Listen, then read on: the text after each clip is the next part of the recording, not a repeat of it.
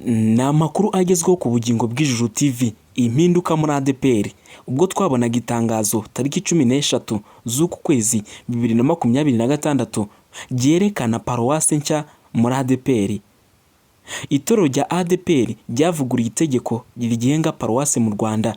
Ubu ngubu mu turere twose tugize igihugu ubu hemerewe amaparuwase 30 yonyine, bitewe nuko amavugurura yabayeho no guhuza amatorero atandukanye, bituma itegeko rya paruwase cyangwa urwego rwa paruwase ruhinduka. Hagiye kujya harabaho paruwase imwe. Dore uko biteye mu Rwanda.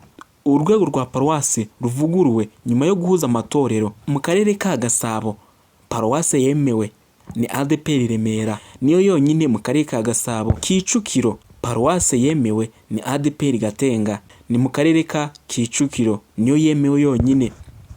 Mu karere ka Nyarugenge paruwase yemewe ni Nyarugenge. Mu karere ka Gisagara paruwase yemewe ni ADEPR Gisagara ku itorero rya Gisagara. Paruwase yemewe mu karere ka Huye ADEPR Taba, niyo yemewe mu karere ka Huye. Paruwase yemewe mu karere ka Huye ni ADEPR Taba, niyo paruwase yonyine mu karere ka Huye.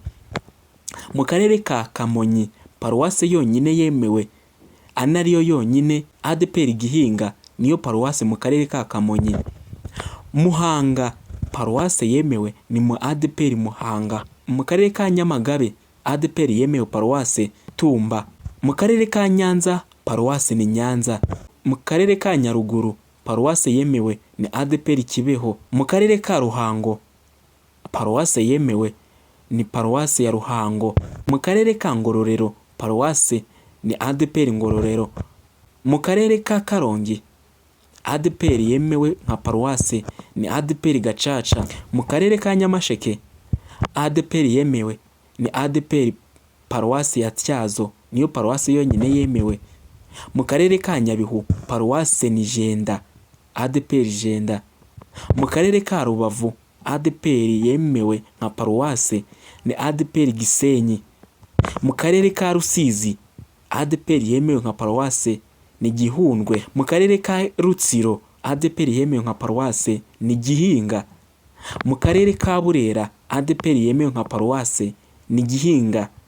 Mu karere ka Musanze ADEPR yemewe nka paruwase ni ADEPR Muhoza. Mu karere ka Gakenke ADEPR yemewe nka paruwase muri ako karere ni ADEPR Gakenke. Mu karere ka Gicumbi ADEPR yemewe nka paruwase ni ADEPR Byumba. Muri Rulindo, mu karere ka Rulindo ADEPR yemewe nka paruwase ni ADEPR Tumba. Mu karere ka Bugesera ADEPR yemewe nka paruwase ni ADEPR Nyamata. Mu karere ka Gatsibo ADEPR yemewe nka paruwase ni ADEPR Kiramuruzi. Mu karere ka Kirehe ADEPR yemewe nka paruwase ni ADEPR Kabarondo. Mu karere ka Ngoma ADEPR yemewe nka paruwase ADEPR Kibungo. Mu karere ka Nyagatare ADEPR yemewe nka paruwase ni ADEPR Nyagatare. Mu karere ka Rwamagana ADEPR yemewe nka paruwase muri ako karere ni Rwamagana. Ibi byakorewe mu nama yahuje abayobozi bakorera muri ADEPR ku rwego rw'igihugu ndetse n'abashinzwe amatorero mu turere. Ibi bigaragaza ko mu rwego rwa paruwase byahindutse. Wasangaga mu karere kamwe harimo amaparuwase arenga 5, ariko ubu ngubu hagiye kujya harabamo paruwase imwe. Andi matorero asigaye yose azajya ari imidugudu igizwe na paruwase imwe mu rwego rw'akarere.